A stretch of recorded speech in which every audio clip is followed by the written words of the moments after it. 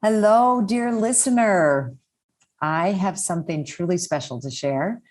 It's an exclusive invitation to join me in Mexico for an intimate and luxurious 3-day retreat along the beautiful Pacific coast of Zihuatanejo, taking place the weekend of the spring equinox, March 18th through the 20th. There's also an optional day to stay through the 21st for some special ceremonies that are happening in the area for the equinox. But the retreat itself is the 18th through the 20th, really an opportunity not to be missed. And I'm offering one lucky listener a discounted ticket on this weekend that I've just been loving into being actually for several years now as COVID and, everything. But when we conceived of building this place, our home down here, it's really what we envisioned, bringing people down here for retreats, for trainings, because we felt and we knew that this space was special. And as people keep coming down and we keep getting the feedback, how magical it is, we want to share it in a really intentional way. Be working with the 4 elements, earth, air, fire, water, the metaphors of the season. We'll set sight on a new vision for our mothering journey and creating a deeper connection to self and Mother Nature. So to win a discounted ticket, rate and review this show on Apple Podcasts. Screenshot it and DM it to me on Instagram at Dr. Gertrude Lyons. And remember, the most important thing to mother is yourself. Give yourself permission to take a retreat this year. And besides, who said mothers can't go on a spring break? I'll see you there. This is a Soulfire production. Welcome to Mother. No, it's Mother. Welcome to Mother, the show where we can explore our inner mothers to actualize our greatest selves. Through interviews with incredible guests, live coaching sessions, and my own experiences, we're going to dive deep into embracing feminine values and reparenting ourselves. So be prepared to show up, hold space, and be mothered in a way you never have before, but have always needed. It's time we rewrite the Mother Code. Hi, and welcome to Mother, Rewriting the Mother Code with me, Dr. Gertrude Lyons. And I want to give a big shout out to you. If this is your first time listening to my podcast or you've been listening all along, I'm hugely grateful. And I've just been in a space of gratitude as I've come into this new year. 2020, 2021, some people are calling them lost years. I don't know.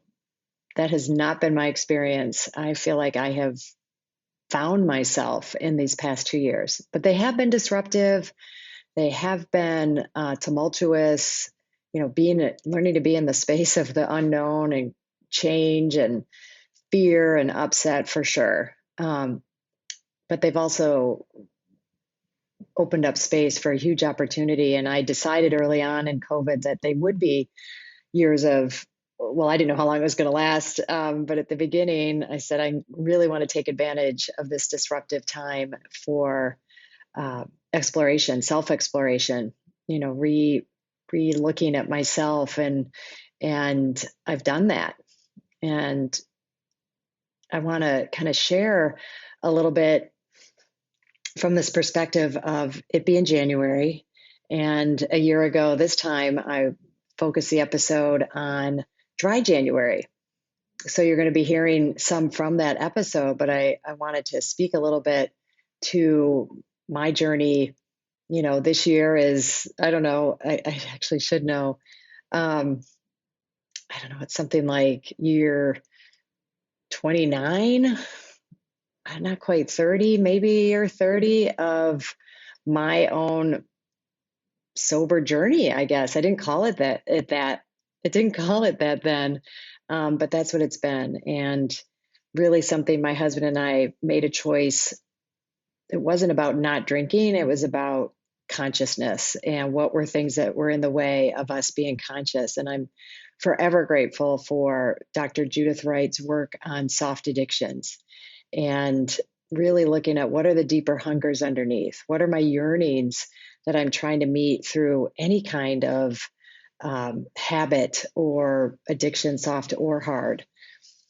And she really opened up a space for that, for a continued exploration of that led me, and then, soon to follow my husband, of us deciding, we just don't want to mess around with alcohol. It's such a powerful substance.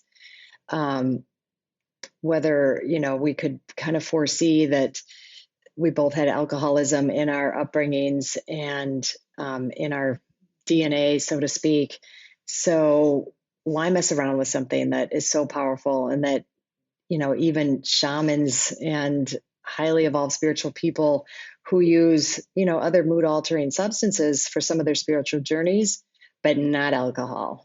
And it's just one that's off their list. And I think, that's something for us to reckon with. And I certainly don't have a righteous, moralistic viewpoint on it at all. But everything in Rewrite the Mother Code is being willing to look at the truth around paradigms, and we have a lot of paradigms in our culture around social drinking and acceptability and being part of things. And, we've certainly, as a couple, had our share of that, as in a, whole lifetime of not taking part in alcohol. And yeah, I know it's kept us out of some social circles. And that's okay with me. It's been okay to, both hang around with people and socialize with people who drink, and also be around people who choose not to, and those spaces can be very different. They both, have their pros and cons. Like I said, there's no like absolute right way to, make these choices, or that there's a right choice. But I think something like Dry January, what's great about it is it allows people to, play with the idea. If it's something you've never thought about doing before,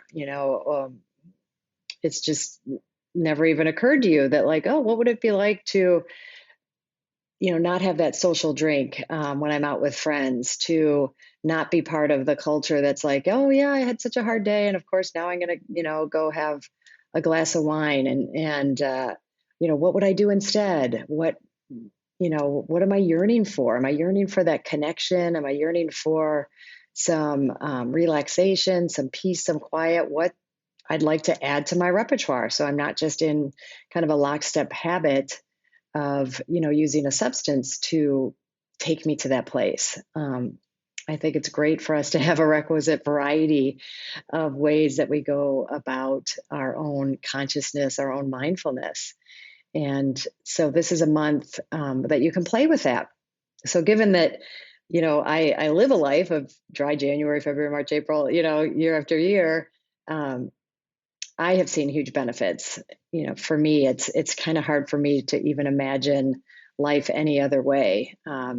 So it's been a very positive life choice for me. And I'm super grateful for what it's brought as far as my relationship with my husband, and, not having to wonder or worry if either of us are going to, take it too far, and where that might have led for us, but to, have conscious, awake time and real time with each other, and to sort things out and be with each other, even when we're uncomfortable. Believe me, we've had times through COVID and other really stressful times, like, yeah, this would be one of those times I kind of wish I was drinking. I wouldn't mind having a bunch of drinks right now to just, wash away, whether it's this pain or, upset that might be going on in the moment. So we can kind of laugh about that, but then, we do need to tend to that pain, to that upset. And rather than numb it, find ways to actually fully feel it, and go on a journey of what it is that I'm trying to get away from. And instead of moving away from it, move toward it. And that's, I think, one of the hard and challenging aspects of it, because you might hear that, like, yay, you're going to feel your pain more, you're going to feel all your feelings more, and wait, what why would I want to do that? And I'm hoping that if you do decide to try something like Dry January, you have moments of realizing, like, oh, it's okay, like I can be with my feelings, I can be with me, and all the ups and downs that happened to me just in this month. I'm trying something a little new and different. So I wouldn't call it dry January from an alcohol perspective, but I am going to take some time, and we'll see, how it pans out for the month. But I am taking a few days this weekend, Friday, Saturday, and Sunday, on something I'm calling a productivity fast. And I'm nervous, excited about it. So I'm not one that, someone would label a workaholic. In some ways you might, like, I characterize myself sometimes even as lazy. And I'm really trying to reframe that for myself, because the truth is I doing busy work a lot, and other people who look into my life, or, that I recently have gotten to know over the last several years, are like, oh my gosh, like you work a lot and you're always doing something. And there's things about that are great. Like I love my very full life, but I'm also been realizing in this last year that I don't think I always use my time well. And that there are times I'm avoiding the moment or what's going on with me by being in my email, by being on social media, for my business, right? Like I have to do it, and, posting and doing other things. But what's it like to just, and it's a little bit like the solo retreat I did, but this has a particular focus of, not doing anything productive and just saying it. I'm like, oh my gosh, it just, so I'm going to be learning. I'm going to be learning right along with you on what it might mean to take something out of my life for a period of time, just so I can look at it. I've done fasts, like juice fasts. I've done cleanses and fasts around food. And I've learned so much. I've learned so much about how I use food when I'm bored, or also to avoid my feelings. So I'm really expecting there to be a lot of learning for myself out of this, and just realizations about where and how much, I'm using what so-called work activities to avoid my feelings and to avoid myself. Hi, I'm so excited to share with you my 2024 Spring Equinox Self-Mothering Retreat that's happening this March 2024. And I would love for you not only to consider it, but to attend. But in considering it, hey, just knowing that you would be leaving cold weather, if that's the space that you're in, and coming down to just magnificently beautiful, warm, nourishing place of Zihuatanejo, Mexico. Zihuatanejo meaning land of the goddess women, and coming to really take time for yourself. Okay. And that I am learning more and more isn't just a nice thing to do or something extravagant or something selfish. It's essential. And I really want you to take it seriously, to consider, just think about what would it take for me to go. It's a 5.5-day retreat, getting from where you are, getting there, landing there, and then being in a space that is all about you. It's all about nourishing you. It's all about tuning into you, using everything around us, the nature, the food, the beautiful people, the rituals, ceremonies. I bring it, we really bring it. And we go deeper and deeper as the days go on, and we release, we let go, we bring in what is nourishing, what is empowering, what is that space of just really divine feminine energy. And we do it in the community of women. It's not for everyone. I will be honest, if that idea of leaving and not making it work, or it's just too hard, not for you. If the idea of, spending that amount of time inwardly focused and going to that level of self-awareness doesn't sound like something you're willing to do or put the time and energy into, then it's not for you. And it's good to know that, right? So this is for people who are serious about what it means to mother themselves, what it means to take time for ourselves, and that gift and what that gift can bring to us. It was originally right after my fall retreat. It filled right up. But now some people, it turns out, are not able to come. So I do have a handful of openings. And if you're listening to this and you're willing to take that step, please reach out to me. We can do a discovery call, or you can put a deposit down. I would love that. And you can do that by going to my website, www.drgertrudelyons, DrGertrudelyons.com. Go to events, and there you go. It'll all be there. There's a beautiful page there for you to explore. I look forward to hearing from you and then seeing you on my spring retreat.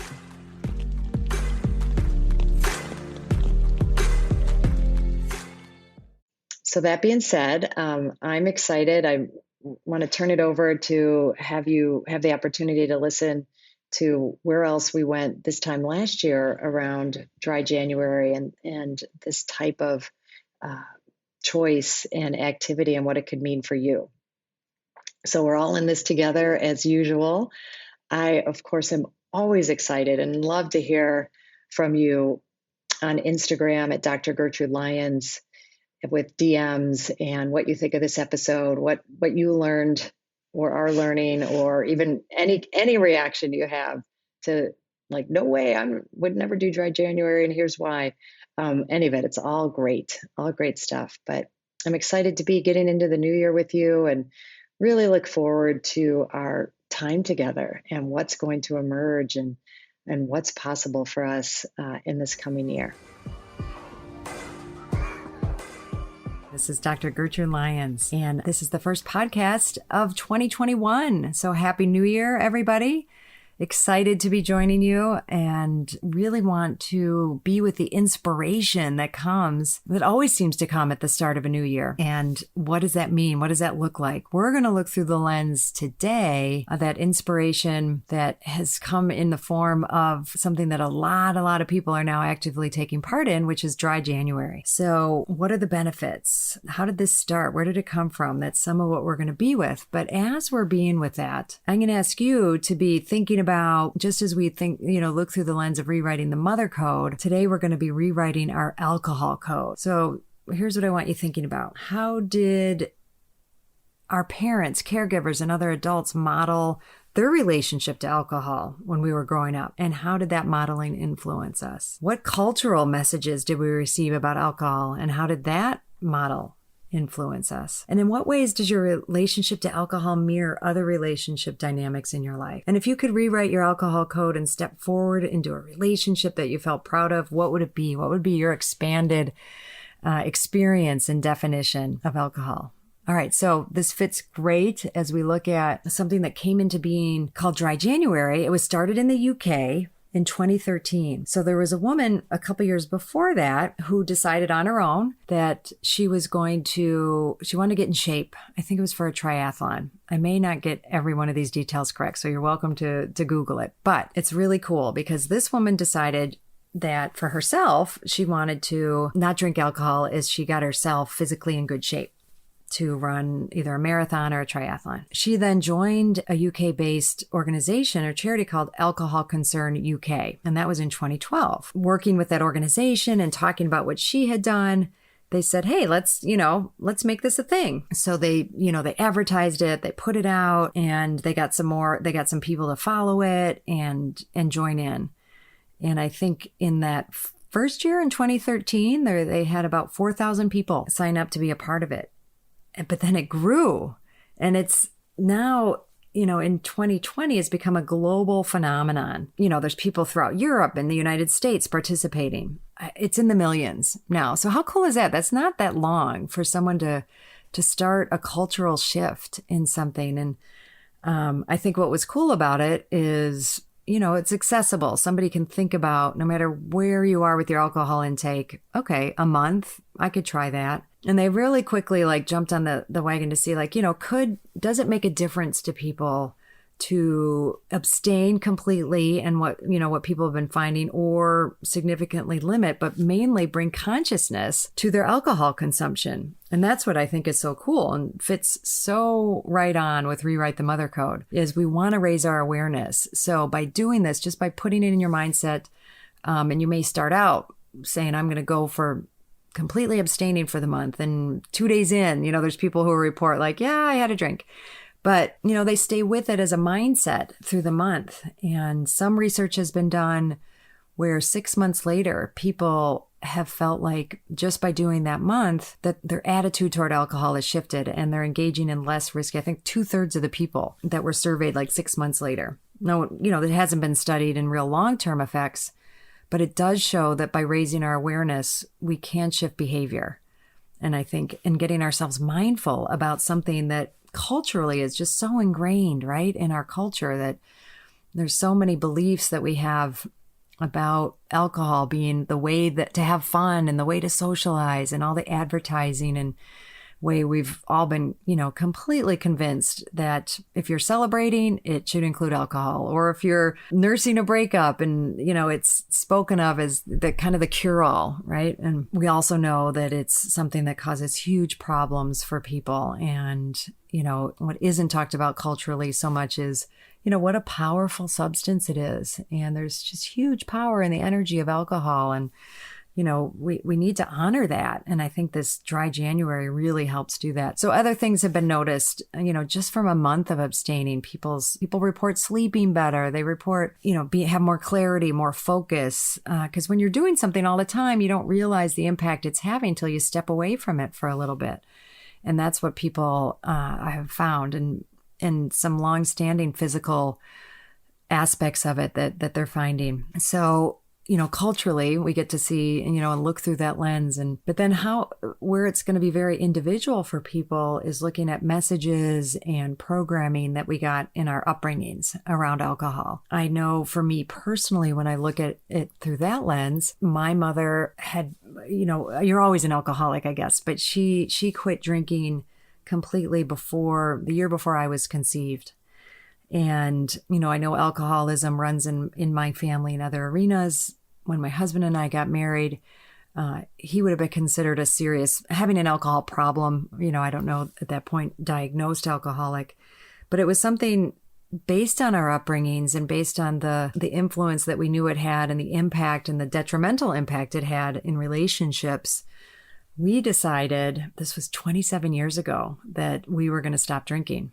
And I did something similar to a dry January. I said, I'm just going to experiment with this. Let's see what it's like to go without alcohol for a little bit. I didn't immediately say I was never going to drink again. And it was kind of a 2-year process for my husband and myself to explore what it would look like, to remove alcohol from our lives. And you really realize you stand out, culturally and even within our families. It really met with some significant resistance, and everything that makes people uncomfortable, it kind of highlights, their drinking habits and, things like this. But the more comfortable we got with it, the less people criticized it or had strong reactions. And we really got to see that we were part of the creators of any of those reactions, and then an expanded definition of it, for us, and really starting to see, we started in this with kind of more of a negative vision, and if there is such a thing. But, Rich and I said, as we let go of things like alcohol and other, as Judith Wright would call them, soft addictions that were more in the, the eating realm or the, watching TV, we saw that how that was robbing us of closer relationship and connection with each other. So we turned off the TV, and then we had the TV leave our house. Now, granted, there's so many more screens available to us now.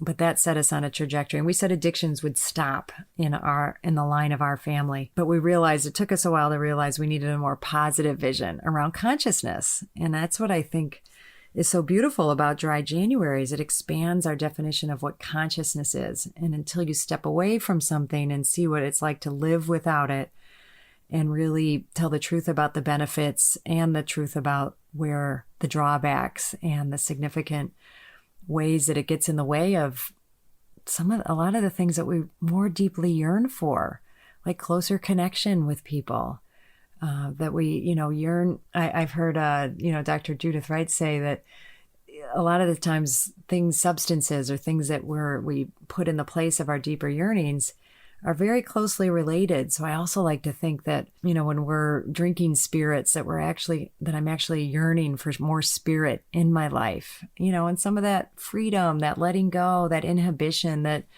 drinking can give us.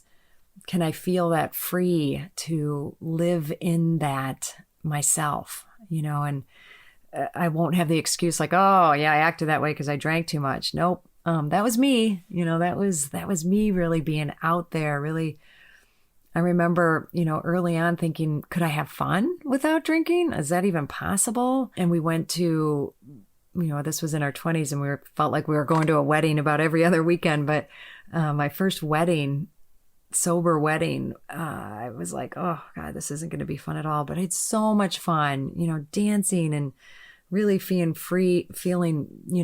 uninhibited and free, and having so much fun, and connecting with my husband and being with people that it really showed me. And I kind of wanted to say like, hey, I'm having this much fun and I'm not drinking.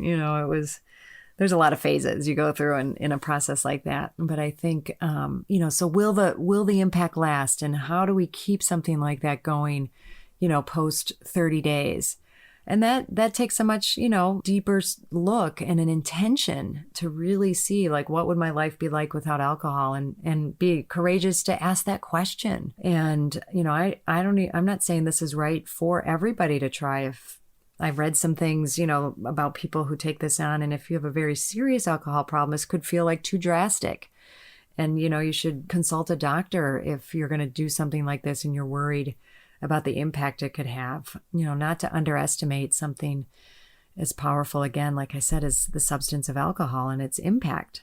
So really, putting yourself in this environment, taking this risk, asking these questions, and then, you might say, all right, after this, maybe I'll keep it going a little bit longer and check out things that happen that are, alcohol free, and see how you like being in those atmospheres, and keep experimenting. And I think the important thing is that you're trying it, right? That you're exploring, you're making a more discerned decision then when you do decide to have alcohol.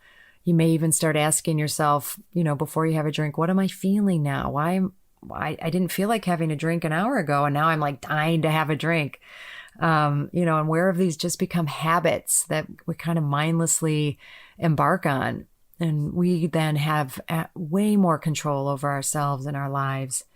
And it can really, bring to us physical benefits, emotional benefits. The thing I'm, most interested in is the clarity that it brings, and the clarity of that choice, and knowing that we have a choice around it. Because sometimes when something that is so ingrained in our culture, it starts feeling like it's not even a choice, and I'll hear people say that, like, well, I'm in a certain industry, like I'm in sales and I have to entertain people, so I don't have a choice.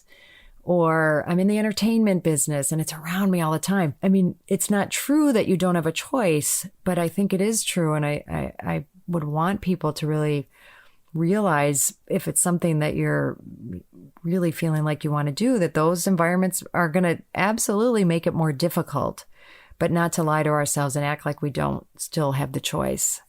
My husband, as I said, we decided to become alcohol free in our mid-20s.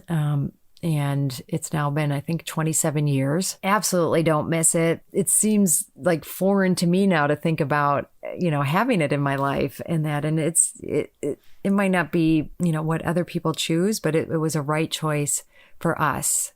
And he was very successful, ran his own, started his own business, grew a business from nothing to a 450 person, very successful e-commerce business. And that entailed a lot of sales and a lot of conferences and a lot of, shows where entertaining is a big part of it. And he did all that without drinking.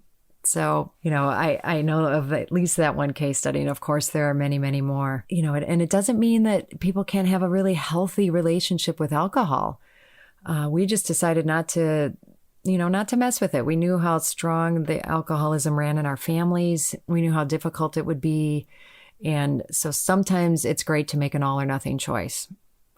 It certainly isn't the only way, but it certainly is something that doing and following in this movement, and I'm I just think it's so great that somebody got this started and it's had such an impact and so many people want to try it. I think that really says something about our culture and our society, that people are starting to question some habits and some things that, despite all of the research and that shows it's really in heavy consumption isn't good for us in any way. I was talking about this with somebody, and it's not an accident that it's called getting intoxicated, and that we're putting toxins in our body, like, and if it's a habit that you have daily, that you're poisoning yourself. So if you want to get extreme and look at it that way, but even when we know that, it doesn't mean it's going to change our behavior. So it's only by looking at, the pull up from our culture and the pull from our childhoods, and, to find out and know the history in your family.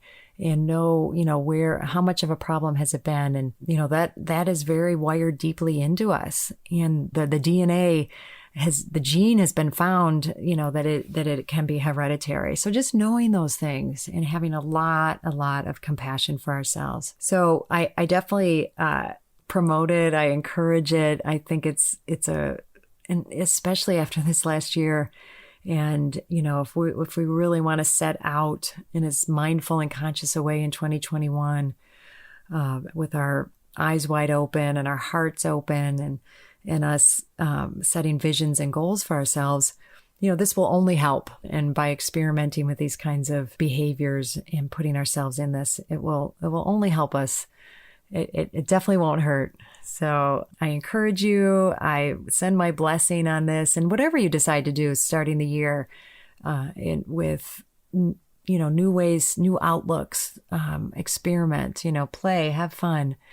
And I wish you well. And if there's any way I can support you in it, this has been a journey I've been on for a long time. And I always love to put myself out there as your guide or support in any way that I can. Well, Happy New Year again.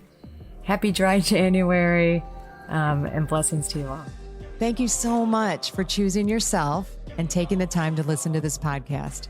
As always, please rate, review, and subscribe to subscribe to Mother. It helps other people who need this message, aka all women, well, actually everybody, men included. I'm honored to have you on this journey in mothering yourself. Remember, change is uncomfortable, but it's beautiful, and it starts with us. And if you can't wait until next week's episode, follow me on Instagram and LinkedIn at Dr. Gertrude Lyons, or at my website, drgertrudelyons.com. I'll see you next time.